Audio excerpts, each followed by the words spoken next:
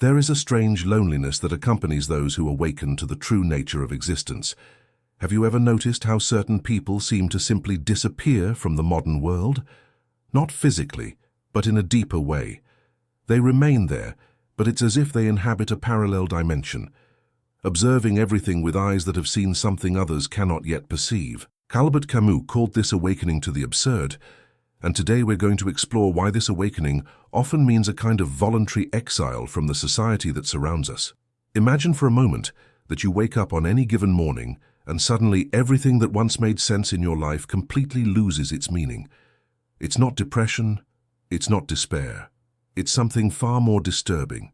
It's clarity. It's seeing with frightening sharpness that much of what drives the modern world is merely artificial constructs, games of make-believe that everyone agreed to play without questioning. Camus described this experience as the feeling of the absurd, that moment when the curtain opens and reveals the staging behind the theater of everyday life. When this happens, a person finds themselves in an impossible position. They can no longer participate in the play as before, but they also cannot simply abandon the theater. The modern world operates based on certain fundamental premises that we rarely question. The idea that we must always be producing, consuming, competing. The notion that progress is inherently good and that more is always better. The belief that our identity is defined by what we do, what we own, the labels we carry. These premises create a great social machine that works because most people accept to participate in it without deep questioning. But when someone awakens to the constructed nature of these premises, when they realize there's no solid, unquestionable foundation behind them, something fundamental breaks. Camus observed that this rupture doesn't happen by chance. It usually emerges from moments of crisis, loss, direct confrontation with mortality, or the cosmic insignificance of our daily concerns. It might be the death of someone close that makes us question the meaning of all our daily rushing. It might be an experience of profound solitude that reveals how superficial many of our social connections are. Or it might simply be a moment of contemplation in which we perceive the immensity of the universe and our smallness within it. Regardless of the trigger, the result is the same. A vision too clear of reality for us to continue living as before.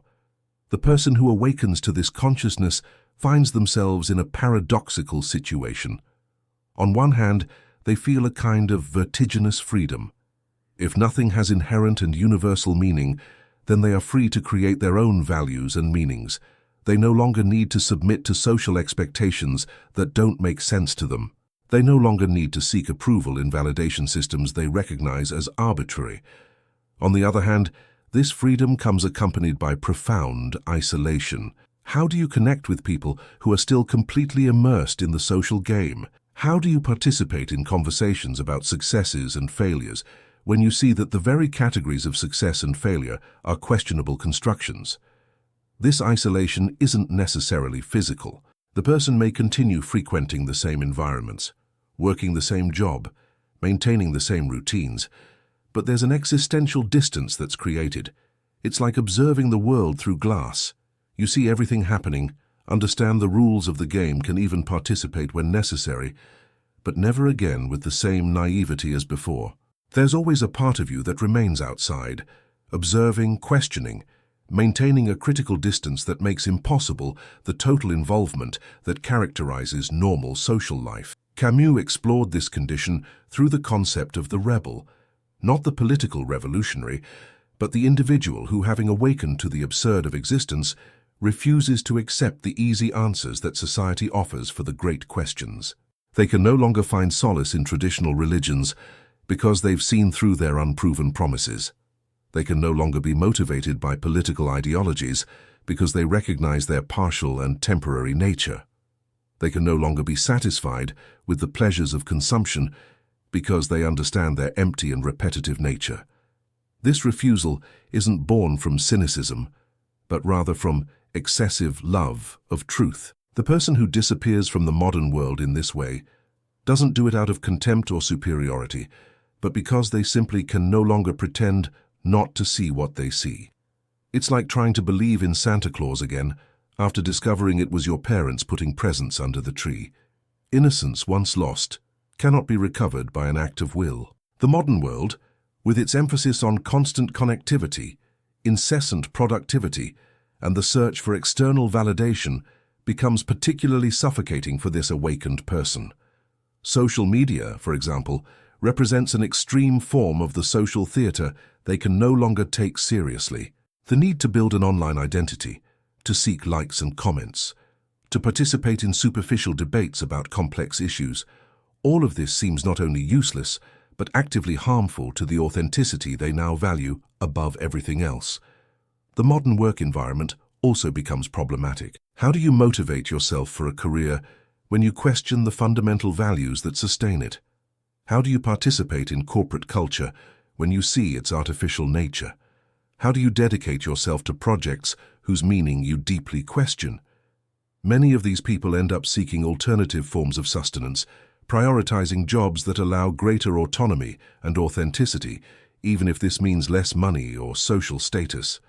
Personal relationships also transform. Friendships based only on superficial interests or leisure activities begin to seem empty. Conversations about gossip, material successes, or trivial concerns become difficult to sustain. The awakened person seeks deeper and more authentic connections, but these are rare and difficult to find in a society that privileges surface over depth. This doesn't mean they become antisocial or misanthropic. On the contrary, they often develop deeper compassion for others, recognizing that we're all struggling against the same fundamental absurd of existence. But this compassion comes accompanied by an impossibility of fully participating in the social games that once gave them a sense of belonging. Camus suggested that the response to this condition is not escape or resignation, but revolt, a silent and personal revolt against absurdity, expressed through the creation of one's own values and the search for authenticity in all dimensions of life. This revolt doesn't seek to change the world, but to affirm human dignity in the face of a universe that offers no ready-made guarantees or meanings. The person who disappears from the modern world in this way isn't fleeing from life, but seeking a more authentic way to live it. They recognize that conventional happiness, based on social and material success, is no longer an option for them. In its place, they seek a deeper form of satisfaction based on personal integrity and courageous acceptance of the human condition. This search often leads to a materially simpler life, but one existentially richer. The person learns to find meaning in small things, in contemplation of nature, in artistic creation, in authentic human connections, in silence and conscious solitude. They develop a deeper appreciation for beauty and truth, even when these are painful or inconvenient. The disappearance from the modern world, therefore, is not an end, but a beginning. It's the start of a more difficult journey, but also a more honest one, toward an authentically lived life. Camus called this assuming the absurd condition of existence, and even so, choosing to live fully. This journey isn't for everyone, and it doesn't need to be. The world needs people who accept and perpetuate its social structures, but there's also room for those who question these structures and seek alternatives. The important thing is to recognize that both choices are valid and that each person must find their own way to give meaning to existence. If you're watching this video until now, you've probably already felt something of this existential unrest we're exploring. Perhaps you yourself have experienced moments when the structures of the modern world seemed strange or insufficient to you. I'd love to hear about your own experiences with this sensation of awakening or questioning. Have there been moments when you felt like simply disappearing from the world as it presents itself? How did you deal with these feelings? Leave your comment below sharing your reflections. The loneliness that accompanies this awakening, though real, doesn't need to be total or permanent. There are communities, though small and scattered, of people who share this more critical vision of modernity. There are authors, artists, thinkers who have expressed similar feelings throughout history. The person who awakens can find solace and companionship in these encounters, even if they're rare or happen mainly through books and other forms of art. Camus also reminded us that, even recognizing the absurd of existence, we can choose creative rebellion. Instead of surrendering to nihilism or despair, we can use our consciousness of absurdity as raw material to create something beautiful and meaningful. Art, literature, philosophy, love, authentic friendship, All of these become acts of rebellion against a universe that doesn't offer us ready-made meanings. The disappearance from the modern world, seen from this perspective, is not a withdrawal from life but a refusal to accept an impoverished version of life. It's the insistence that human existence can be richer, deeper, more authentic than the standardized versions offered to us by dominant social institutions. This stance requires courage. Courage to face uncertainty without seeking refuge in easy answers. Courage to live without the guarantees that social structures promise to offer.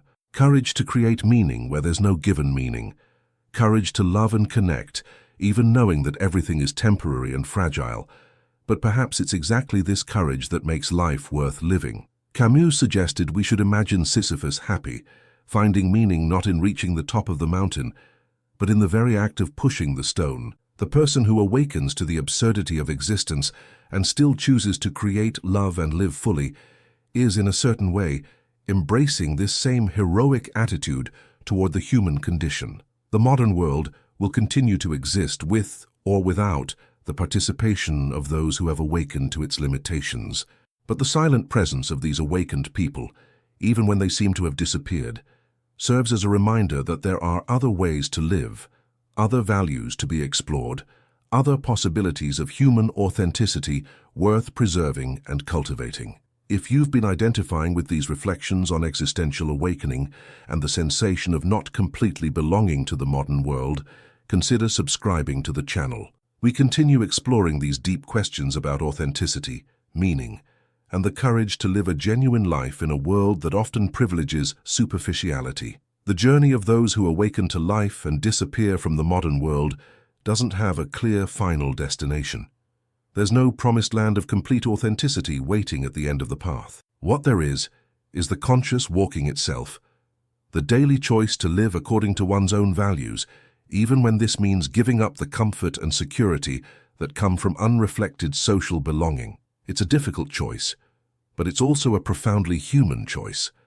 Perhaps this is what Camus meant when he suggested that the true philosophical question is whether life is worth living. For those who awaken and still choose to remain, the answer is a courageous and creative yes, a yes that affirms human dignity even in the face of the absurd. It's a yes that recognizes that, although we may disappear from the modern world in its most superficial manifestations, we never completely disappear from the fundamental human condition we share with all others. And perhaps it's exactly in this simultaneous recognition of loneliness and connection that we find an authentic way to inhabit this strange and wonderful world that is our only home.